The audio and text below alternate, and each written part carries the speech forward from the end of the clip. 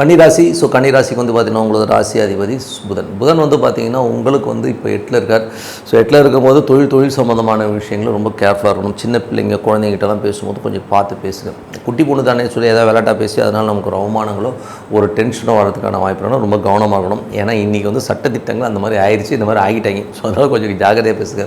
நான் விளையாட்டாக தான் பேசினேன், இந்த மாதிரி ஆயிடுச்சுன்னு சொல்லி மாட்டிக்காதீங்க, கொஞ்சம் பார்த்து நடந்துக்குங்க. அது நம்ம 2ஆம் அதிபதி. 2ஆம் அதிபதி குடும்பம் சம்மந்தமான விஷயங்களில் வந்து பார்த்திங்கன்னா சுக்கிரன் வந்து 9ல் இருக்கும்போது அப்பா சம்மந்தமான விஷயங்களில் அது பருவத்தில் 9ல் இருக்கிறனால நல்ல ஒரு லாபங்கள் வரதுனால வெளிநாட்டில் இருக்கவங்களுக்குலாம் வந்து பெரிய லாபம் வரதுக்கான வாய்ப்பு ரொம்ப நல்லாயிருக்கு. 3 8ஆம் அதிபதியான செவ்வாய் வந்து இப்போ 11ல் இருக்கும்போது திடீர் ராஜயோகங்கள் விபரீத ராஜயோகங்கள் வரதுக்கான வாய்ப்புலாம் ரொம்ப நல்லாயிருக்கு. ஏதாவது வராத காசு வரும், திடீர்னு ஒரு காசை வந்து கொடுத்துட்டு போயிடுவாங்க. அந்த மாதிரி விஷயம்லாம் சூப்பராக இருக்கிறதுக்கான வாய்ப்பு ரொம்ப நல்லாயிருக்கு. ட்ரை பண்ணி பாருங்கள். சின்னதாக ஒரு லாட்டரி டிக்கெட் கூட வாங்கலாம், ஒன்றும் தப்பு இல்லை.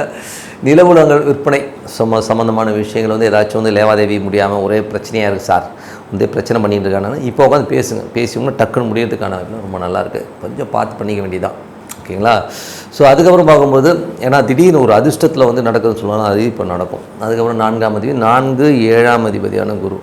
4 7ஆம் அதிபதியான குரு வந்து பார்த்திங்கன்னா உங்களுக்கு வந்து 7லே இருக்கும்போது என்ன மாதிரி விஷயங்கள் நடக்கணும் போது நல்ல விஷயம் நடக்கும். இதில் வந்து பார்த்திங்கன்னா ஒரு 4 7 நாளே வந்து சொத்துக்கள் சம்மந்தமான விஷயங்கள் ரொம்ப சூப்பராக இருக்கிறதுக்கான ரொம்ப நல்லாயிருக்கு.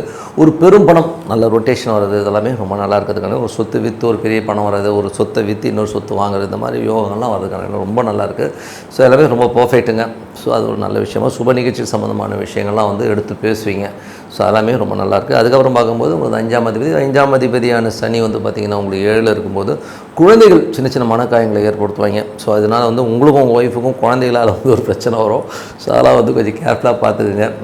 அதுக்கப்புறம் பார்க்கும்போது உங்களுடைய 6ஆம் அதிபதியாகவும் அந்த சனி வந்து அவர் வந்து 7ல் இருக்கும்போது கணவன் மனைவிக்குள்ள தேவையில்லாத ஒரு தர்க்கங்கள், ஒரு மாதிரி பின்னாடி பேசிக்கிறது, முணங்கினே இருக்குது, இந்த மாதிரி விஷயங்கள்லாம் இருக்கும். அதை வந்து கொஞ்சம் கேர்ஃபுல்லாக ஹேண்டில் பண்ணி போய்க்க வேண்டியதான். அதுக்கப்புறம் பார்க்கும்போது ஒரு 7ஆம் அதிபதி வந்து 7லே இருக்கிறதா அர்த்தம். நல்ல விஷயங்கள் நல்ல மாற்றங்களாக இருக்கும். எது நடந்தாலும் வந்து ஒய்ஃப் வந்து பக்கபலமாக இருப்பாங்க. அதில் வந்து எந்த மாற்றம் இல்லை. பெரும் பணம் சம்மந்தமான விஷயங்கள்லாம் ஹேண்டில் பண்ணுவீங்க, கொஞ்சம் கேர்ஃபுல்லாக ஹேண்டில் பண்ணிங்க. அதெல்லாமே வரதுக்கான வாய்ப்புலாம் ரொம்ப நல்லாயிருக்கு. அதுக்கப்புறம் பார்க்கும்போது 8ஆம் அதிபதி 11 முதல் சொன்ன விபரீத ராஜயோகத்தால் பெரும் பணம் வரதுக்கான வாய்ப்புலாம் ரொம்ப நல்லாயிருக்கு. அதுக்கப்புறம் உங்களுடைய 9ஆம் அதிபதி சுக்கிரன் வந்து வெளிநாடு சம்மந்தமான விஷயங்கள், தந்தை சம்மந்தமான விஷயங்கள் பெரும் பணம் வரதுக்கான ரொம்ப நல்லாயிருக்கு. அதுக்கப்புறம் 10ஆம் அதிபதி புதன் வந்து 8ல் இருக்கும்போது சட்ட ரீதியான விஷயங்களில் வந்து உங்களோட வியாபாரத்தில் வந்து ஏதாவது சிக்கல்கள் வர்றதோ, டாக்ஸேஷன் இந்த மாதிரி விஷயங்கள்லாம் வரதுக்கான வாய்ப்பு ரொம்ப கவனமாக இருக்கணும். மாமியார் வீட்டுக்கு போய் விருந்து கூப்பிட்டாங்கன்னு போய் தொலையாதீங்க. அதனாலே ஒரு பிரச்சனை வரதுக்கான வாய்ப்பு ரொம்ப கவனமாக இருக்குது. ரொம்ப நல்லது.